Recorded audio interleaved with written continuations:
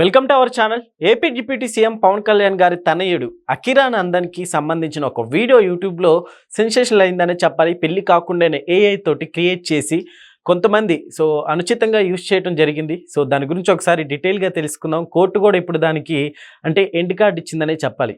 దాని గురించి ఒకసారి డీటెయిల్గా తెలుసుకుందాం. ప్రస్తుతం మనతో జర్నలిస్ట్ జగదేవ్ ఉన్నారు, వెల్కమ్ చేద్దాం. Hello sir. Hi Zakir. Sir, ఇప్పుడు ఏఐ తోటి దానికి వ్యూవర్షిప్ కూడా ఫుల్గా వచ్చినట్టు తెలుస్తుంది సార్. నిజంగా ఎంత పని చేస్తారు అనుకున్నారు అసలుకి ఫ్యాన్స్ కూడా? ఫ్యాన్స్ అంటే మీరు అబ్జర్వ్ చేయండి, ఈ మధ్యకాలంలో ఏదైనా సినిమా పలానా డైరెక్టర్తో కాంబో వస్తుంది అని అంటే వెంటనే ఆ న్యూస్ వచ్చిన ఒక 1 అవర్లో ఇప్పుడేంటి ఏఐ వచ్చింది, కానీ ఏఐ రాకముందు కూడా పాత సినిమాల్లోని స్టైల్స్, పాత సినిమా ట్రయల్స్లోని వీడియోస్ని క్లిప్పింగ్స్ అన్ని కట్ చేసి ఆ డైరెక్టర్ పేరుని ఆ హీరో పేరుని వేసి గ్లిమ్స్ లాగా ట్రైలర్ లాగా రిలీజ్ చేసేస్తున్నారు.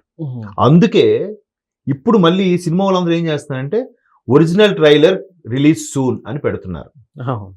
దీన్ని మళ్ళీ వాళ్ళు నెటిజన్స్ కొంతమంది అంటే డబ్బులు క్యాష్ చేసుకుందాం అనుకునే వాళ్ళు ఒరిజినల్ ట్రైలర్ అని పెడుతున్నాడు వాడు కింద హ్యాష్ ట్యాగ్లో.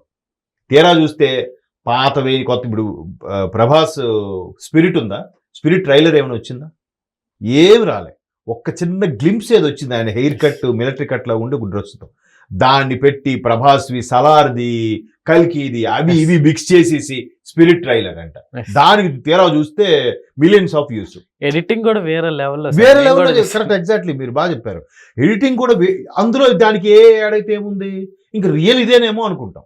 కొంతమంది నిజంగా నమ్మేస్తారు. మొన్న ఇదే ప్రభాస్ గారికి సంబంధించి అనుష్క ప్రభాస్ పెళ్లి, దానికి పెద్దలుగా ప్రకాష్ రాజ్ గారు, జగత్ బాబు గారు, కళ్యాణ్ రామ్ హీరో కళ్యాణ్, వీళ్ళందరూ నితిన్ గారు, వీళ్ళందరూ వచ్చి వాళ్ళకి ఏదో పువ్వులు పళ్ళు అందించినట్టు ఆర్జీవి గారిని పూజారి అది ఎంత హైలైట్ కామెడీ అంటే ఆర్జీవి గారిని పూజారి చేయడం, ఆ థాట్ ప్రాసెస్ చూడండి కదా. అలాగే తెలుగులో రిలీజ్ అయిన మొట్టమొదటి ఏఏ సినిమాను కూడా ఒకటి రిలీజ్ చేశారు. అది నేను రిలీజ్ అయిన 1 డేలోనే 1 లాక్ వ్యూస్ ఇదేలేదు. ఏం లేదు, రొటీన్ స్టోరీయే. ఓహో, ఏఐకి మనం ఒక స్క్రిప్ట్ ఇస్తే అదే ఒక పాత్ర ఎలా ఉండాలి, ఈ హీరో ఎలా ఉండాలి, హీరోయిన్ లాగా మొత్తం ఇచ్చేస్తే అదే సినిమా రన్ చేసేస్తుందంట. అలాగా అకిరానందన్ అంటే ఎంత క్రేజ్ ఉంది, పవర్ స్టార్ పవన్ కళ్యాణ్ అంటేనే పిచ్చ క్రేజ్. పవన్ కళ్యాణ్ గారి గురించి ఏ టాపిక్ వచ్చినా, ఏ చిన్న ఇష్యూ వచ్చినా లక్షల వ్యూస్ వచ్చేస్తూ ఉంటాయి. అటువంటి వ్యక్తి సినిమాలకి దూరం అయిపోయాడు, రాజకీయాల్లోకి వెళ్ళిపోయాడు. ఇప్పుడు ఆయన ఉప ముఖ్యమంత్రి. ఇప్పుడు నెక్స్ట్ వారసుడు ఎవరు? ఒక ఆడియో ఫంక్షన్లో కూడా రవితేజ గారి సినిమాకి ఏదో ఆడియో ఫంక్షన్లో రేణు దేశాయ్ గారు వస్తే ఇక్కడ మన రాజమౌళి గారి ఫాదర్ విజేంద్ర ప్రసాద్, అమ్మా మీ అబ్బాయిని ఎప్పుడు హీరోయిన్ చేస్తున్నారు, వెయిటింగ్ అంటే నేను కూడా వెయిటింగ్ అని చెప్పింది ఆవిడ.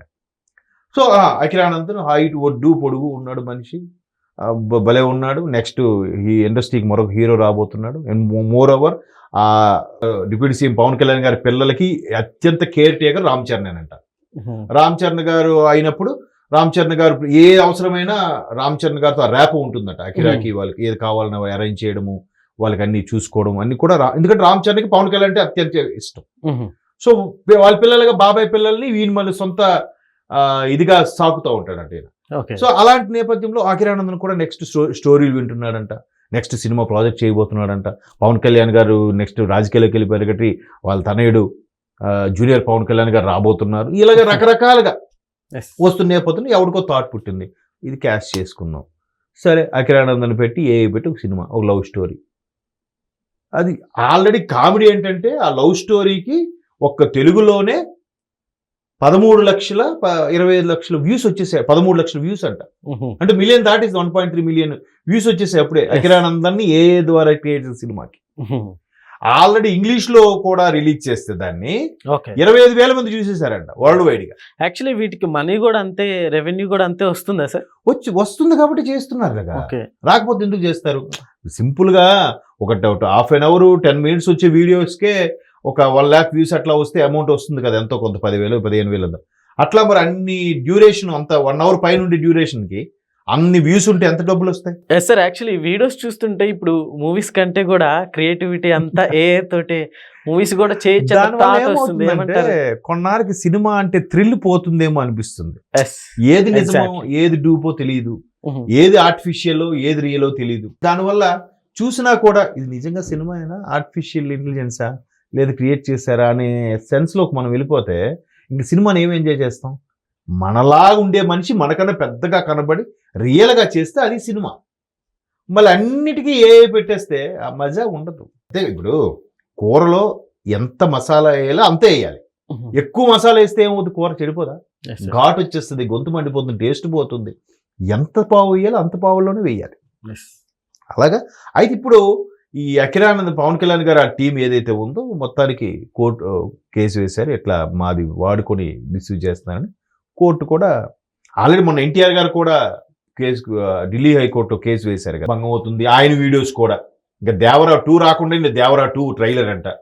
అది ఇంకోటి ఏంటది ప్రశాంత్ నీల్తో ఏదో సినిమా వస్తుంది. ఆ డ్రాగన్ పెట్టేసి ఎన్టీఆర్ గారిని పెట్టేసి డ్రాగన్ మీద ఎన్టీఆర్ ఎక్కినట్టుగా అదొకే. ఇవన్నీ ఏ ద్వారా క్రియేట్ చేసేసి వచ్చిన మినిమం ఒక 10 నిమిషాలు వీడియో పెట్టేసి దానికి వచ్చే డబ్బుని క్యాష్ చేసుకోవడం. ఇది వెంటనే ప్రొడ్యూసర్లో ఎవరో ఒకరు కాపీ రైట్ వేస్తే, స్ట్రైక్ వేస్తే, అప్పుడు స్ట్రైక్ వేయడానికి లేదు, వాడు ఏది ఒక 2 సెకండ్లకు మించి వాడట్లేదు, అది ఇది మిక్స్ చేసి కొడుతున్నాడు. సో ఇది ఒక డబ్బులు వచ్చినా రాకపోయినా అరే నా వీడియో ఎంత వెళ్ళిందిరా, వాడికి సబ్స్క్రైబర్స్ పెరుగుతారు కదా, తర్వాత ఇంకా ఆడేదో వీడియో చేసుకుంటాడు కదా. ఇది ఒక రకమైన టెక్నాలజీ వాడుతున్నారు. కాబట్టి మ్యాక్సిమం ఇండస్ట్రీలో కొంత పెద్ద పెద్ద హీరోలందరూ కూడా మావి మార్ఫింగ్ చేసి కానీ మావి ఏ ద్వారా కానీ మిస్యూజ్ చేస్తున్నారు. అవి చేయకుండా ఏమన్నా కోర్టు కూడా ఆదేశాలు జారీ చేస్తుంది. ఇప్పటికే దాన్ని తొలగించనని చెప్పిందంట.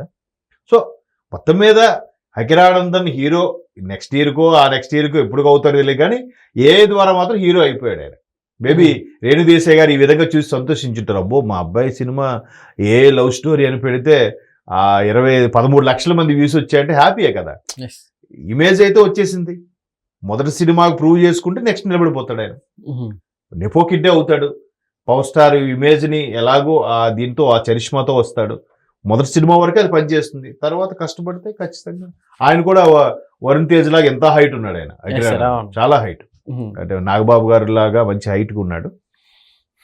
సో అఖిరానందన్ సినిమా ఆయన ఇంకా ఒక సినిమా కూడా సంతకం పెట్టకముందే ఆయన ఇంతకీ సినిమాల్లోకి వస్తాడా, లేదంటే ఇంకా రాజకీయాల్లోకి వెళ్తాడా, లేదంటే బిజినెస్లోకి వెళ్తాడో తెలియదు.